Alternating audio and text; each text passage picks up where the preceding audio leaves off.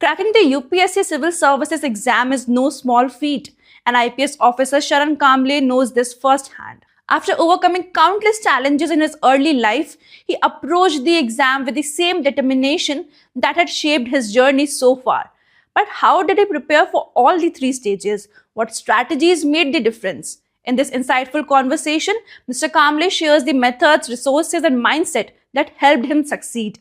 If you are an aspirant looking for practical guidance, you won't want to miss this. And if you have missed the first part of our interview where he talks about his inspiring journey, check out the link in description. Stay tuned. So, thank you so much for joining Indian Masterminds today.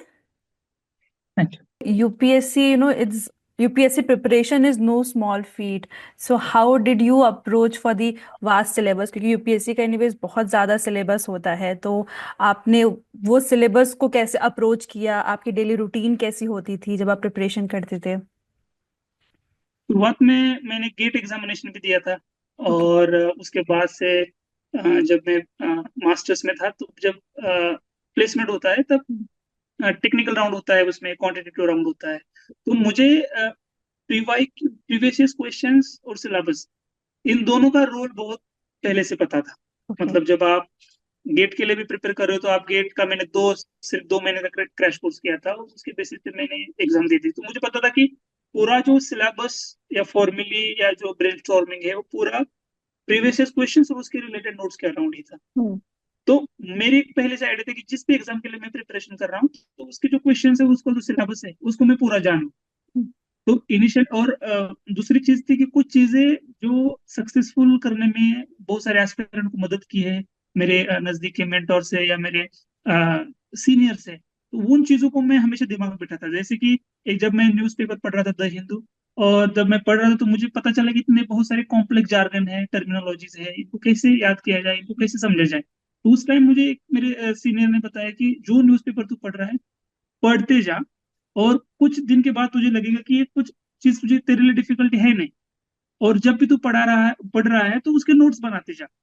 तो वो चीज जो मैंने कभी नहीं छोड़ी। मतलब मैंने जितना भी 3-4 साल यूपीएससी की जर्नी में डिफरेंट एग्जामिनेशन दिए तो उसमें मैं हमेशा न्यूज़पेपर पढ़ता था, उसके डेली नोट्स बनाता था। तो एक चीज ये है कि एक तो आप डिमांड जान लो एग्जामिनेशन की क्या है, क्योंकि उस न्यूज़पेपर ने फिर मुझे प्रीलिम्स में मदद की, उसने मुझे मेंस में मदद की, इंटरव्यू में मदद की, और जो भी वर्ड्स और गैप्स रहते थे उसमें मदद की। और मुझे हमेशा पता रहता जब मैं न्यूज पढ़ रहा हूँ या कोई स्टैटिक पोर्शन पढ़ रहा हूँ तो ये क्वेश्चंस इस ईयर में इस तरह के से पूछा है। मतलब जैसे कि कोई नेशनल पार्क है, फिर स्टेट है और स्पेसिस का नाम है, तो मुझे पता था कि ये चीज प्रीलिम्स के लिए इंपॉर्टेंट है, ऐसे ही आएगा। जैसे कोई मिशन लॉन्च किया है और बहुत ही सिग्निफिकेंट मिशन है और साइंस टेक्नोलॉजी का सब्जेक्ट है, उसमें भी स्पेस का सब्जेक्ट, तो मुझे पता था कि इस पे क्वेश्चन पूछा है। तो जब आप प्रीवियस ईयर्स के क्वेश्चंस और सिलेबस को एक बार दिमाग में अच्छे से बिठा लेते हो तो आपकी जर्नी आगे की बहुत सिंपल हो जाती है, बिकॉज आपको पता है कि किस से क्या पढ़ना है। और फिर जैसे जैसे आप पढ़ते हो तो आपको पता है कि हर सब्जेक्ट की डिमांड अलग है, या हर सब्जेक्ट को प्रीलिम्स में अलग तरीके से पूछा जाता है, मेंस में अलग तरीके से पूछा जाता है। उसके बाद आपको पता चलता है कि मेंस जो है, जब मेंस के लिए आप प्रिपेयर होने जाते हो तब पता है बहुत सारा चीजें आपको पहले से ही रेडी करके रखनी है। उसमें करंट अफेयर्स का वेटेज कितना है, कितने नोट्स बनाने हैं।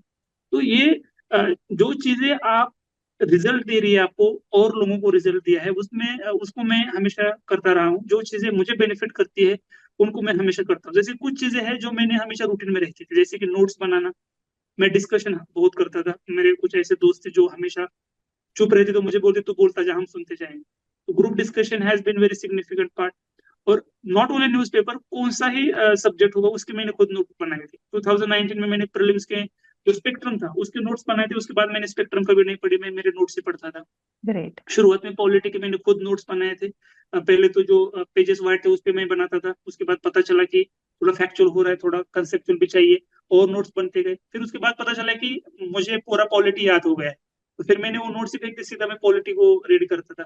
पॉलिटी और स्पेक्ट्रम को मैंने डिवाइड किया था। इनिशियली जब मैं 8 महीने पढ़ता था तो हर सेक्शन को, मतलब लेस देन वीक में दोनों किताबों को रीड करता था पहले, क्योंकि शुरुआत में बहुत पढ़ाई की। उसके बाद एक एक दो दो महीने भी मैंने प्रीलिम्स क्लियर किया है। तो शुरुआत का जो फाउंडेशन होता है, बेसिक फाउंडेशन होता है, वो बहुत जरूरी है, बहुत इंपॉर्टेंट है। राइट।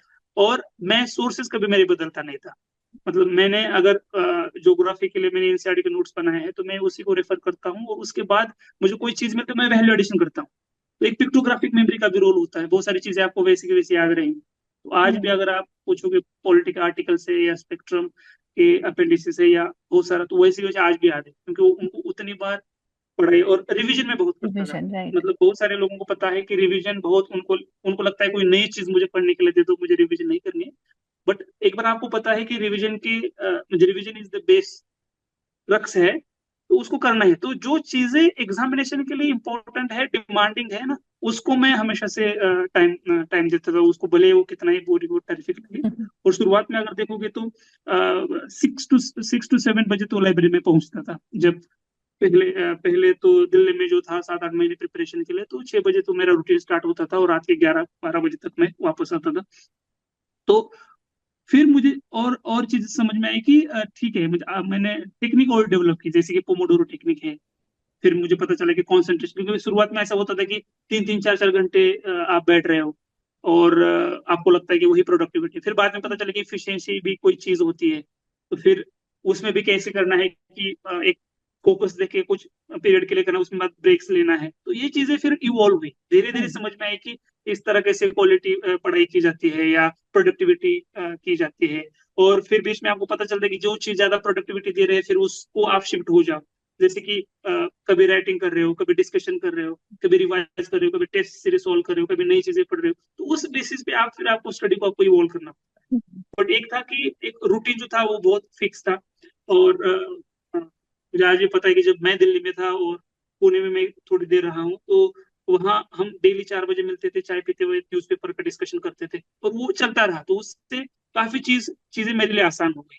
तो एक कुछ आपके रूटीन के कुछ पार्ट्स है, अगर उनको फिक्स कर दिया, तो वो आपको ज्यादा बेटर इकोसिस्टम दे देगी। आपके दोस्त अगर अच्छे से है और आप उसके साथ डिस्कशन कर रहे हो पूरे उनके मतलब एनर्जी के साथ आपके साथ ये कर रहे हैं, तो चीजें मदद करती। मुझे आज भी पता है कि पुणे में जब मैं था, तो हमने 2 दिन लगातार लक्ष्मीकांत पॉलिटी पढ़ते थे। और जब भी बीच में थोड़ा ब्रेक मिलता था, चाय पी के आते थे, फिर पढ़ते थे, फिर लंच किया, फिर पढ़ते थे। तो 2 दिन में हमने पूरे ग्रुप ने लक्ष्मीकांत को खत्म किया था, तो पॉलिटी बुक। तो फिर ये चीजें मुझे लगा कि इन चीजों में बहुत आपकी इस पे प्रिपरेशन पे इफेक्ट है। और जहां और एक मेरा मंत्रा रहता है कि जो भी चीज को आपको डर लग रहा है, you face it before. The fear जो भी है यूपीएससी जर्नी का, तो आपको पहले फेस करो। जैसे मुझे पता है कि शुरुआत के दौर में मैंने 6 मेंस के पेपर लिखे थे, और मुझे ये बताया था किसी ने कि अगर तुझे कुछ नहीं आता है उसमें कंटेंट, तो कुछ भी लिख के आ। न्यूज़पेपर करंट अफेयर्स का कुछ भी कंटेंट लिख के आ। इवन तू ये भी मत देख कि जो तू पेपर लिखने जा रहा है उसका सब्जेक्ट कौन सा है, टॉपिक कौन सा है, बस जा कंप्लीट करके आ। तो उनका कहना यह था कि अगर तुझे वहां जाकर 20 क्वेश्चन तो किसी भी तरह से लिख के विद इन टाइम आ रहा है, तो that thing will give you confidence. और मुझे हमेशा एक शुरुआत में ये डर रहता था कि मैं 20 क्वेश्चन कर पाऊंगा कि नहीं कर पाऊंगा। तो शुरुआत में मैंने 2019 में मेरा उतना जर्नी में एंट्री भी नहीं की थी मैंने, फिर भी मैंने लिखे। तो वो कॉन्फिडेंस मैंने इतना मतलब मुझके अंदर मेरे अंदर था कि उसके बाद मैंने कभी कभी यूपीएससी की इसमें आंसर मेंस मिस नहीं किया। मतलब हर मेंस में मैं सभी क्वेश्चंस लिख के आता था, बीट फॉरेस्ट और बीट मेस। तो शुरुआत में जो फियर था उस पर वर्कआउट किया, उसने कॉन्फिडेंस दे दिया, और फिर वो गलती मुझसे दोबारा नहीं होगी। जैसे कि प्रीलिम्स में नंबर ऑफ क्वेश्चन अटेम्प्ट करने होते हैं, तो शुरुआत में जब आपको लगता है कि मैंने 70-75 क्वेश्चन अटेम्प्ट कर लिए और एक्यूरेसी मेरी 100% ऐसा लगता है, और फिर आप बोलते हो कि 100+ हो जाएगा, तो वहां छोड़ देते हो। फिर वहां मुझे पता चले चले कि जो इन्वायरमेंट होता है टेस्ट सीरीज का और एग्जाम का, वो ऑल टुगेदर डिफरेंट होता है, सिली मिस्टेक होना ही होना है। हाँ। फिर मुझे लगा कि आप अगर सीरियसली प्रिपरेशन कर रहे हो 1-2 साल से, और उसमें अगर आप चांसेस ले रहे हो, तो कहीं ना कहीं आप आपका नॉलेज, आपका एक्सपीरियंस, जो आपके लॉजिकल थिंकिंग है, उसको अप्लाई करोगे। और अगर आप ज्यादा क्वेश्चंस अटेम्प्ट कर रहे हो, तो कहीं ना कहीं प्रोबेबिलिटी या स्टैटिस्टिक वाइज भी आपको एडवांटेज है। तो फिर मैंने उसको चेक किया, 85-87 शुरुआत में क्वेश्चन अटेम्प्ट किए, तो मुझे अच्छा स्कोर आने लगा। तो उसके बाद मैंने उसी को अप्लाई किया। तो जितने भी मैंने प्रीलिम्स दिए हैं, 90, 97, 100 ऐसे क्वेश्चन अटेम्प्ट किए, उसका मुझे बेनिफिट दिखा है। And every time I clear forest prelims also. तो ये चीज जो है वो आपको जो रिजल्ट देती है उसको आपको फॉलो करना है। और एक बार आपको पता चला कि ये चीज रिजल्ट देती है मुझे, तो you just follow that and you master it. तो ये राइट। कुछ चीजें हैं विच हेल्प मी लॉट। तो आपने मल्टीपल एग्जाम्स क्लियर किए हैं, चाहे वो यूपीएससी, आईएफएस हो, सीएपीएफ हो या सीएससी हो। तो क्या इन तीनों की प्रिपरेशन स्ट्रैटेजी हमेशा से कॉमन रही है, या हमेशा डिफरेंट अप्रोच आप लेके चले हैं? शुरुआत में जब मैं सीएपीएफ दी थी तो सीएपीएफ को एज अ बैकअप प्लान किया था। Okay. और आई वुड से कि 90% प्रिपरेशन तो आपका जो सिविल्स को है वही आपका सीएपीएफ को आता है। जैसे पेपर वन में आप देखोगे तो कुछ साइंस का पार्ट है, जो पोर्शन है जो एक्स्ट्रा आपको पढ़ना पड़ेगा सीएपीएफ के लिए। क्वांट अगर आपका अच्छा स्ट्रॉन्ग है सीसैट तो आप क्वांट में अच्छे से कर सकते हो, उसमें 25 क्वेश्चन होते हैं। और paper two is all about writing skill जो सीएपीएफ का है, जिसमें 4 ऐसे होते हैं, जहाँ अगर आपको अच्छा कॉम्प्रिहेंसिव नॉलेज है, आपने मेंस के लिए पढ़ाई की है, आंसर राइटिंग किया है, तो वहाँ चारों एसेज में आप अच्छे कर सकते हो। और बाकी जो रिपोर्ट है वगैरह तो उसकी जो जैसे आपको सिंटैक्स ही देखनी है कि किस तरह से वो रिपोर्ट लिखा जाता है, बाकी तो एवरीथिंग इज नॉलेज पार्ट। तो जो सिविल स्किल था तो उसका पूरा 90% तो मैंने सीएफए के लिए यूज किया। सीएफए के लिए कोई अलग स्ट्रेटेजी बिल्कुल बनाई नहीं, Okay. जो थोड़ी चीजें थी उसको ट्विक किया और उसके बेसिस पे सीएफए भी हो गया था। Hmm. तो सीएफएफ को एज बैकअप प्लान रखा था और सिविल्स के प्रिपरेशन पे उसको रखा था। फॉरेस्ट को जो मेंस के लिए आप पढ़ाई करते हो तो जनरल नॉलेज एक होता है, जनरल इंग्लिश का एक पेपर होता है। तो जनरल नॉलेज में आपको पता है कि थोड़ा साइंस का ट्रिकी क्वेश्चन पूछते हैं। Everyone faces the same challenge. आपको अगर Yeah. थोड़ा अवेयरनेस हो तो कुछ लिख सकते हैं। बट जो थोड़ी ऑप्शनल पार्ट जो होता है, ऑप्शनल मेरा सोशियोलॉजी था सिविल्स के लिए। बट इधर मैंने ऑप्शन हमेशा बदले हैं, जैसे कि आपको बताया कि जियोलॉजी Yeah. और एग्रीकल्चर के साथ शुरुआत में लिखा, फिर फॉरेस्ट और मैथ्स के साथ लिखा और फॉरेस्ट और जियोलॉजी के साथ लिखा। Hmm. तो उसमें भी मेरा बहुत फिक्स अप्रोच था, जैसे कि मैं प्रीवियस 6 to 7 ईयर्स के क्वेश्चन शुरुआत में लूंगा, फिर सब क्वेश्चंस को मैं मैप करूंगा जो सिलेबस है पेपर वन पेपर टू का। फिर मेरे पास 2 स्टैंडर्ड सोर्सेस होंगे, पहले उन्हीं क्वेश्चंस को मैं लिखूंगा, एक एक कोर थोड़ा पार्ट में प्रिपेयर करूंगा और उसके अराउंड की पेरीफेरी उनके नोट्स बनाऊं और उसको बार बार रिवाइज करूंगा। क्योंकि फॉरेस्ट में कुछ लोग हैं जो डेडिकेटेडली फॉरेस्ट के लिए प्रिपेयर कर रहे हैं, but Hmm. Most of Hmm. The student वही है जो उस 2 महीने में प्रिपेयर कर रहे हैं। तो कंपटीशन में आपके उनके साथ ही most of the time I use to consider like that. और फिर मेरा अप्रोच बहुत मतलब ये था कि नोट्स बनाना, प्रीवियस क्वेश्चंस, और आपके पास 2 स्टैंडर्ड सोर्सेस है। फिर आपको क्या करना है कि हैंड रिटन कोई टॉपर के नोट्स होते हैं रिविजन, उसको भी आप ले लो और उसके बेसिस पे मैं नोट्स बनाता था, उसको रिवाइज करता था। और ऑलरेडी जनरल नॉलेज जो आपने मेंस में प्रिपेयर किया है उसका एक भी रिवीजन आपने दे दी तो बहुत हो गया वो। और Hmm. इंग्लिश एक ग्रामर का पार्ट होता है जो बहुत इंपॉर्टेंट है। बट 10th में 12th में तो ग्रामर अच्छा था तो बहुत सारी चीजें आसानी से हो जाती है। और अगर आप न्यूज़पेपर पढ़ रहे हो, आपके पास कॉम्प्रिहेंशन कॉम्प्रिहेंशन तो हो क्या वगैरह हो आ जाती है। तो उस बेसिस पे भी फिर फॉरेस्ट को फिर जो दो बीच में 2 महीने थे उसमें ज्यादा मैं एफर्ट देता था। और Okay. उस टाइम तो आपका मोर और लेस सिविल्स का भी खत्म हुआ होता है में, उसके बाद फॉरेस्ट का रहता है, तो यू कैन डेडिकेटेडली गिव। तो उन दोनों में फिर ये स्ट्रेटेजी मैं रखता था और उसने मुझे काफी बेनिफिट दिया। मतलब तीनों टाइम मैंने इंटरव्यू दे दी, थर्ड में गॉट 127 रैंक। ओके, तो पिछले बार जब सीसैट का एग्जाम हुआ था तो काफी टफ उसका पेपर आया था और एस्पिरेंट्स बहुत ज्यादा स्ट्रगल किए थे सीसैट के पेपर को लेके। So how important is it to take CSAT seriously right from the beginning of your preparation? Yes, अगर अभी आप देखोगे तो सीसैट इज गेम चेंजिंग। या। तो गेम चेंजर क्यों मैं बोलूंगा, क्योंकि एक तो दो उसमें सेक्शन है। एक तो है आपका पैराग्राफ जिसको आप कॉम्प्रिहेंशन बोलते हो, और सेकंड है आपका रीजनिंग या क्वांट या अरिथमेटिक जो भी हो। तो कुछ बार ऐसा देखा है कि पैसेजेस बहुत, पैराग्राफ बहुत एब्स्ट्रैक्ट पूछे हैं और उसमें आप जब सॉल्व करोगे तो आपको लगेगा कि ऑप्शन वन भी आंसर हो सकता है, ऑप्शन टू भी आंसर हो सकता है। और उस टाइम जो रीजनिंग है वो वाला पार्ट होता है वो नॉर्मली आसान सा होता है। ओके। और कई बार ये देखने को मिला है कि पैराग्राफ आपकी इजी है और जो रीजनिंग अरिथमेटिक ये वाला पार्ट है उसमें एक तो आपको बहुत टाइम लग रहा है, हम्म। या बहुत फॉर्मली बेस्ड क्वेश्चन है, या बहुत उसमें ट्रिकी क्वेश्चन है। तो नॉर्मली होता है सीसैट का पेपर आई वुड से execution of what you do before. कुछ लोग क्या करते हैं कि प्री फिक्स्ड माइंडसेट बना के चलते हैं कि मैं जाऊंगा और वहां पैराग्राफ ही सॉल्व करूंगा। तो भले ही वहां पैराग्राफ डिफिकल्ट हो और सीसैट क्वांट वाला पोर्शन या रीजनिंग वाला पोर्शन सिंपल हो, फिर वो उसको देखते तक नहीं है। और कुछ ऑलरेडी कहते हैं कि I am strong in reasoning, मैं जाके वही सॉल्व करूंगा। उस टाइम वो क्वेश्चन बहुत बड़े लेंदी होती है, ट्रिकी होती है, और पैराग्राफ उस टाइम स्मॉल होते हैं। तो मैं ये कहूंगा कि हमेशा से ओपन माइंड से जाओ आप सीसैट को। और जब आप उसके पहले भी सॉल्व कर रहे हो तो ओपन माइंड से सॉल्व करो, मतलब यू सी बोथ सेक्शन।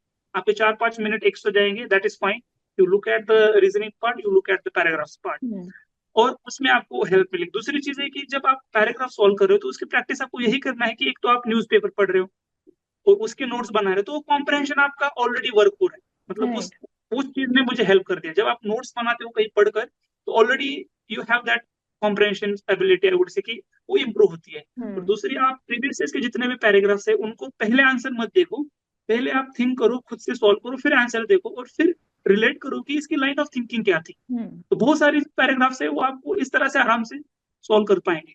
और दूसरा जो आपका रीजनिंग पार्ट है उसमें मैंने एक चीज ऑब्जर्व की, कुछ क्वेश्चन है जो हमेशा रिपीटेड आए हैं। जैसे आपको पता होगा नंबर सिस्टम पे क्वेश्चन हमेशा आते हैं, एलसीएम एचसीएफ पे क्वेश्चन आते हैं, वेन डायग्राम पे क्वेश्चन आते हैं, हाँ। टाइम डिस्टेंस पे आते हैं, वर्क पे क्वेश्चन आते हैं। तो एक क्वेश्चन और कुछ क्वेश्चन होते हैं जिसमें आपको मतलब इन्फरेंस निकालना होता है और बहुत सिंपल क्वेश्चन होते हैं, तो वो क्वेश्चन हमेशा आए। तो जो रिपीटेड क्वेश्चन है उसको पहले आप पढ़ो, उसके आप फॉर्मूले या ट्रिक से जो भी निकालो, और फिर जो rest of the question previous year में दिए उन सबको सॉल्व करो।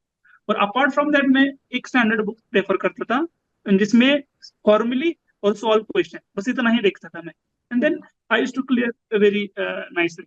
होता क्या है कि नॉर्मली सीसेट का प्रिपरेशन लास्ट 2 मंथ्स में स्टार्ट कर देते हैं, 3 मंथ्स में स्टार्ट कर देते हैं, और उससे फिर वो कॉन्फिडेंस नहीं आता। राइट। और उसके बाद फिर एग्जामिनेशन में वही करते हैं, ऑलरेडी पैराग्राफ को मोस्ट ऑफ द जो एस्पिरेंट्स वो जंप करते हैं, और फिर कहीं ना कहीं वहां ब्लंडर होता है। तो जो जो जेन्युइनली डिफिकल्टी फेस कर रही है उनको हमेशा 1-1.5 घंटा उनको देना चाहिए, खास करके लास्ट 3-4 मंथ में तो आप दे दो। और एवरी वीकली या 15 डेज आपको अगर प्रीवियस की टेस्ट सॉल्व करोगे तो that will definitely help them, because right now you can not ignore system, it's a game changing thing I would say in CS.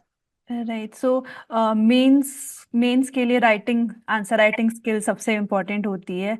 आपका इंजीनियरिंग बैकग्राउंड रहा है, तो आपने अपने आंसर राइटिंग स्किल्स पे कैसे वर्क किया है, कैसे उसको मास्टर किया? या यस यस, तो मैं 2019 में I cleared mains, but I could not clear interview because that time my optional was mathematics, और मैं इंजीनियरिंग बैकग्राउंड का हूँ तो मैंने मैथमेटिक्स ले लिया था। फिर then I realise few things and then I shifted to sociology. I prepared sociology by myself, that help me also and I could clear also civils examination. तो एक चीज मैं ये कहूंगा कि जो मेंस है, मेंस में बेसिक रूल वही है, आपका ऑप्शनल सब्जेक्ट है, आपका इथिक्स है, बाकी के अपने जीएस है और एस है।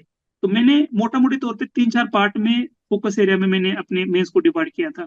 और मैंने हमेशा ये चीज इंश्योर की थी कि प्री के पहले मेरे पास मेंस के कुछ नोट्स हो। जैसे कि आप इथिक्स को अगर आप देखोगे तो इथिक्स कोई भी सोर्स, कोई भी स्टैंडर्ड सोर्स आपके पास हो, प्रिपेयर आप उसके साथ ले लो, आपके पास प्रीवियस क्वेश्चन है, उसके बेसिस पे आप 30-40 पेजेस में आप नोट्स बना सकते हो। उसमें भी आप डिवाइड कर सकते हो, कुछ मटेरियल केस स्टडीज का प्रिपेयर कर सकते हो, कुछ थिंकर से आपके पास मॉरल पॉलिटिकल फिलोसोफर या थिंकर इंडिया के वेस्ट के हैं, फिर हर एक कीवर्ड पे हर एक एग्जांपल, जिसकी इंटीग्रिटी है, प्रोबिटी है, ऑनेस्टी है, तो उस पे तो ये नोट्स मैं ऑलरेडी बना के रखता था। और पहली बार तो चले जाता है जब पहली बार आप मेंस लिख ले होते, बट एक बार आपने मेंस लिखा तो आपको पता है कि मुझे दिसंबर तक मेंस ही करना है। जैसे आप आपका जो ऑप्शनल है उसकी रेटिंग करते हो, जीएस की रेटिंग करते हो, मार्केट्स में इजीली अवेलेबल पेपर्स होते हैं या प्रीवियस के क्वेश्चन है, तो दिसंबर तक तो मेंस की आंसर राइटिंग प्रैक्टिस चलती थी। और फिर जनवरी फरवरी वहां से फिर आप क्या करते हो, प्रीलिम्स के लिए पढ़ाई करते हो। तो जो आंसर राइटिंग प्रैक्टिस थी इनिशियली बहुत सिंपल मैंने अप्रोच किया था, because initially you can not evaluate yourself. Right. तो पहले जब न्यूज़पेपर पढ़ते हो आप, तो न्यूज़पेपर बेस्ड बहुत सारे सोर्सेज आजकल जो क्या करते हैं, क्वेश्चन डिजाइन करके देते हैं। तो मैं आर्टिकल पढ़ता था, आर्टिकल के मेरे पास नोट्स होते थे, और उसी आर्टिकल पे कोई एक क्वेश्चन है उसको मैं अटेम्प्ट करता था। तो आई हैड नोट्स आल्सो। अगर मान लो एजुकेशन पे आया है तो एजुकेशन से रिलेटेड उन्होंने कोई रिपोर्ट दिया होगा, कोई डेटा दिया होगा, कोई डेफिनेशन दे दी होगी, उस आर्टिकल का पर्टिकुलर थीम होगा। मान लो हायर एजुकेशन का होगा as compare to primary education, या प्राइमरी एजुकेशन पे फोकस देना चाहिए, हायर एजुकेशन पे मतलब ज्यादा होगा, काइंड ऑफ होगा। तो फिर उनके प्रोज क्या है, कॉन्स क्या है, वेज फॉरवर्ड क्या दिए, तो ये मुझे पता चल रहा है जब मैं नोट्स बनाता था। उसी पे अगर जब क्वेश्चन आता है तो मैं इजिली राइट दैट आंसर। एक पहला अप्रोच था। दूसरा सेम अप्रोच था स्टैटिक थिंग में। मान लो आप पॉलिटी पढ़ रहे हो तो उसमें फेडरलिज्म के फीचर्स है, तो उस पे क्वेश्चन आप आराम से लिख सकते हो कि मैंने क्या पढ़ा है। और थर्ड है प्रीवियस ईयर के क्वेश्चन जिनके सोल्यूशन ऑलरेडी अवेलेबल है। तो इनिशियली तो जर्नी यहाँ से स्टार्ट होती है, यहाँ से आप प्रीवियस ईयर के क्वेश्चन, और उससे बेटर है बहुत सारे जो वेबसाइट है वो क्या करते हैं, प्रीवियस मुझे टॉपर्स कॉपीज अपलोड करते हैं। तो उसके थ्रू अगर आप जाते हो तो आपको आइडिया आ जाता है कि किस तरीके से इस क्वेश्चन को अटेम्प्ट करते हैं नॉर्मली। अगर कोई पावर टिपिक क्वेश्चन कोई पूछता है तो उसके इसे डिफाइन करते हैं, या कोई रिपोर्ट देते हैं, करंट अफेयर्स में, करंट न्यूज में कोई इशू है उसको हाईलाइट करते हैं। फिर कोई आंसर को 10 मार्क आए तो उसको 5 पार्ट में डिवाइड करेंगे। फर्स्ट में अगर चैलेंजेस पूछे तो उसके फिर वेज फॉरवर्ड लिखेंगे, और एक कंक्लूजन बढ़िया सा खत्म करेंगे। तो एक मोटा मोटी तौर पे आपको इन सारी चीजों से आइडिया आता है। Once you do it honestly honestly, तो आपको पता है कि मुझे आगे कैसे बढ़ना है, राइट। और वो चीज आपको गाइड कर देती है। तो दिस इज, तो नोट्स में रेडी रखता था, और नोट्स के लिए मैं हमेशा प्रीवियस क्वेश्चन का सहारा लेता था। एक स्टैंडर्ड किसी ने नोट्स बनाएगा उसका सहारा लेता था। और आपको मार्केट में पता है कि मेंस 365 बहुत सारी चीजें हैं जो आपको गाइड हम्म। करेगी आराम से, मतलब। तो इनसे मैं ऑलरेडी नोट्स बनाता था, उसी को रिवाइज करता था। फिर एक बार प्रीलिम हो गई तो आप उसमें वैल्यू एडिशन करके जाओ, बट इस चीज को आप एज अ बेस लेके आंसर राइटिंग प्रैक्टिस कर सकते हो। ऐसे के लिए सेम थिंग है। ऐसे पहले तो इस बार तो थोड़ा अलग आया था पैटर्न, बट पिछले 3-4 साल से तो ये था कि फिलोसॉफिकल एक सेक्शन होगा और दूसरा थीम बेस्ड एक सेक्शन होगा। उसमें जीएस बेस्ड आप आंसर लिख सकते हो। थीम में अगर आपने 20-25 ऐसे है जिनको आपने अच्छे से ब्रेनस्टॉर्मिंग किया है, थोड़ा इथिक्स का थोड़ा पार्ट आपका प्रिपेयर है, और थोड़ा मटेरियल गैदर करोगे तो आप आराम से लिख सकते थे। तो इस तरह से मैंने भी इसको अप्रोच किया है कि पहले आपके पास कुछ नोट्स हो, उसका थोड़ा प्रिपरेशन हो, और प्रीलिम्स के बाद फिर आप वो 3-4 महीने में फिर उसको और एम्पलीफाई करते हो। राइट। तो अभी अभी इंटरव्यूज चल रहे हैं, जितने कैंडिडेट अभी मेंस क्लियर कर लिए हैं तो उनका इंटरव्यू राउंड चल रहा है। So any any tips that you want to share with them कि कैसे वो इंटरव्यू के लिए प्रिपेयर कर सकते हैं? यस, आई वुड से इसमें तीन तीन चीजें हैं। एक तो आपका नॉलेज मैट्रिक्स है, और सेकंड है आपका एग्जीक्यूशन, और third who you are, I would say. तो नॉलेज मैट्रिक्स है, उसमें तो आपको पता है कि 3-4 चीजें हैं जो आपको करना ही करना है। जैसे आपका डैफ है, तो डैफ में हर चीज के बारे में आपको पता होना चाहिए। जैसे एक बेस्ट अप्रोच ये होता है कि डैफ में जो हर कोई कीवर्ड है आपकी, उस पर आप क्या करो, एक पेजेस नोट्स तैयार करो। तो आपका हॉबीज हो सकता है, आपका एजुकेशनल बैकग्राउंड हो सकता है, कोई एक ट्रिकी थिंग्स हो सकती है। तो एक चीज है वो है। दूसरी चीज है जो आपका जो प्रीवियस के जो क्वेश्चंस पूछे ट्रांसक्रिप्ट, उसमें एक आइडिया आ जाएगा कि किस रेंज के क्वेश्चंस होते हैं। राइट। अगर इकोनॉमी के क्वेश्चन आ रहे हैं तो क्या आ रहे हैं, साइंस टेक्नोलॉजी के क्या आ रहे हैं। और यूपीएससी में नॉर्मली पैनल में टेंडेंसी होती है कि डिफरेंट डिफरेंट एस्पेक्ट को आपको एक्सपोज करेंगे। हम्म। तो कोई एक सोशल इश्यूज पूछ रहा है तो पॉलिटिकल दूसरा पूछेगा, या फॉरेन अफेयर्स वाला पूछेगा, या आपका एजुकेशनल बैकग्राउंड पे, तो या आपने कोई जॉब किया है उस पे पूछेगा। तो हाँ। सेकंड है कि ट्रांसक्रिप्ट एक बार आप जाओगे तो आपको पता है कि क्या क्वेश्चन स्टैंडर्ड आ रहे हैं, मतलब एक रेंज आ रहे हैं। थर्ड है आपने जो भी मेंस के लिए प्रिपेयर किया है वो बहुत इंपॉर्टेंट है। बिकॉज आपने साइंस टेक्नोलॉजी पढ़ा है, डिजास्टर मैनेजमेंट पढ़ा है, आपने गवर्नेंस पढ़ा है जिसमें हेल्थ है, एजुकेशन है, एम्प्लॉयमेंट स्किल्स वगैरह, उस पे क्वेश्चन हमेशा आते हैं। पेपर 1 जो है आपका, उसमें इंडिया कल्चर है, मतलब इनइक्वालिटी, पावर्टी, कम्युनलिज्म वाला है, यूनिटी एंड डाइवर्सिटी। तो ये सारी चीजें आपको देखने को मिलेगी। इंटरव्यू जो पैनलिस्ट है वो बहुत बार हम्म। पूछते हैं। तो आपका थर्ड पार्ट होगा जो आपने मेंस के लिए प्रिपेयर किया है, एथिक्स होगा, जीएस 3 होगा, जीएस 2 होगा, बहुत इंपॉर्टेंट है। और चौथा है आपका करंट अफेयर्स। तो करंट अफेयर्स में आप जिस स्टेट से आते हो वहां जो चल रहा है, अगर बहुत सारा न्यूज में है तो उसको आपको फॉलो करना है। और जो इंटरनेशनल रिलेशन में चल रहा है, या पॉलिटिकल डोमेन में चल रहा है, या कोई भी सिग्निफिकेंट इवेंट हो सकता है उस दिन का हो या चलते आ रहा हो, तो वो बहुत इंपॉर्टेंट है। तो ये 4 चीजें हैं। उसके बाद इसको आपको प्रैक्टिस करना है। मतलब मैं डेली कुछ टाइम डिवोट करता था नोट मेकिंग के लिए, कुछ मैं ब्रेनस्टॉर्मिंग करता था, और कुछ को मैं डिलीवर करता था। जैसे मेरे फ्रेंड्स हुए उनको इनफॉर्मल इंटरव्यू दे रहा हूँ, या मिरर के सामने प्रैक्टिस कर रहा हूँ, हम्म। या किसी के साथ डिस्कशन कर रहा हूँ, या किसी ऑनलाइन कोई भी हो सकता है उनसे मैं मॉक दे रहा हूँ। तो ये एग्जीक्यूशन हमेशा चलता है। ऐसा नहीं करना है कि पहले 15 दिन प्रिपेयर किया और उसके बाद मैंने 15 दिन मॉक दिए, हम्म। नहीं। हमेशा आपको दिन में जो थोड़ा टाइम है इंटरव्यू प्रिपरेशन में, कुछ के नोट्स बनाने हैं, ब्रेनस्टॉर्मिंग भी करना है, और उसके बाद डिलीवरी भी करना है। तो उससे आपकी डिलीवरी थोड़ी, और जो आपका कम्युनिकेशन स्किल है या एबिलिटी से थोड़ी इंप्रूव होगी, और आप इफेक्टिवली डिलीवर कर पाओगे, और वो चीज कॉन्फिडेंस देती है। तो थर्ड हो गया। और उसके बाद कुछ चीजें होगी जहां आपके जो मॉरल एस्पेक्ट्स है, हाँ। जो आप how you as a human है, तो वहां हमेशा आपको पॉजिटिव एटीट्यूड लेके चलना है। और वो चीजें रिफ्लेक्ट होगी जब आप बात कर रहे हो। बहुत सारे इथिकल क्वेश्चंस होंगे जहाँ इथिकल डिलेमा फेस किया होगा, तो वहाँ ये आपके जो इनेट ट्रेड्स है वो बाहर आए। तो hmm. As a positive attitude, optimistic attitude आप लेके आगे चलो, तो you will definitely deliver it very nicely. Right. So I think these are some of things which help me. Yes. Hmm. So, my last question to you is any message, any advice that you want to give to the aspirants who are preparing for not only UPSC, CSC, चाहे वो IFS के लिए prepare कर रहे हो, चाहे वो CAPF के लिए prepare कर रहे हो? मैं हमेशा, I am very strong believer in hard work. Yeah. तो मैं ये कहूंगा कि आप स्मार्टली चीजों को एनालाइज करिए, बट हार्ड वर्क को रिप्लेस मत करिए। तो हार्ड वर्क हमेशा पुट इन करने को लिए रेडी रहिए। सेकंड, जब तक आप इस जर्नी में हो तो ये आपकी पहली प्रायोरिटी होनी चाहिए। तो whatever you are doing, actions में भी, चॉइसेस में भी, कुछ भी हो, तो आपको हमेशा ये याद रखना है कि माई फर्स्ट प्रायोरिटी या मेरी फर्स्ट जो थिंग है ये है कि I want to clear this examination.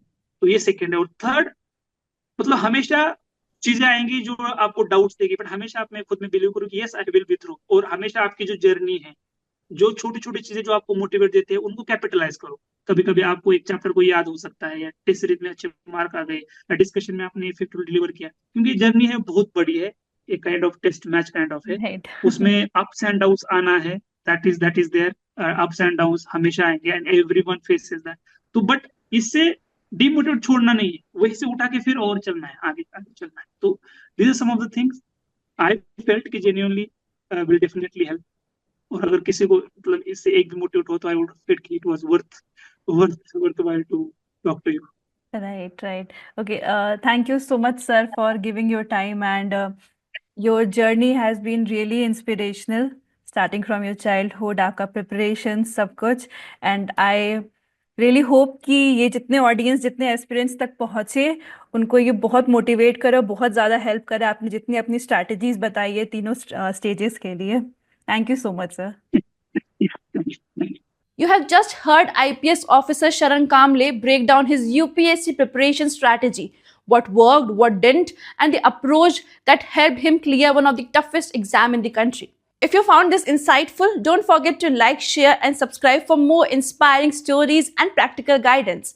And if you have missed the first part of our interview, where Mr. Kamble shares his incredible journey, the link is in the description. Go check out. Stay tuned for more such conversations.